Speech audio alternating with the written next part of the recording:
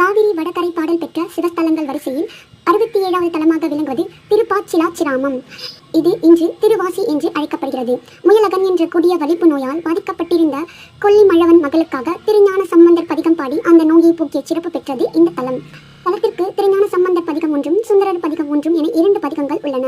திருச்சியிலிருந்து முசிறி செல்லும் சாலையில் சுமார் 14 கிலோமீட்டர் தொலைவில் திருவாசி என்கிற பேருந்து நிறுத்தம் வரும். அங்கிருந்து ஊருக்குள் செல்லும் ஒரு கிளைச்சாலையில் சுமார் 1/2 கிலோமீட்டர் செல்ல இந்த ஆலயத்தை அடையலாம். திருச்சி சத்திரம் பேருந்து நிலையத்தில் இருந்து திருவாசி செல்ல நகர பேருந்து வசதி உள்ளது. இப்பகுதியை ஆண்டு வந்த கொல்லிமழவனின் மகளுக்கு முயலகன் எனும் தீராத நோய் இருந்தது. மன்னன் எவ்வளவோ வைத்தியம் செய்து பார்த்தும் மகளை குணப்படுத்த முடியவில்லை. எனவே பெரியவர்களின் ஆலோசனைப்படி பெருமான் அருள் புரியும் கோயிலில் அவளை கிடத்தி அவள் பிணியை குணப்படுத்தும் பொறுப்பை இத்தல இறைவனிடமே விட்டுவிட்டு சென்றான்.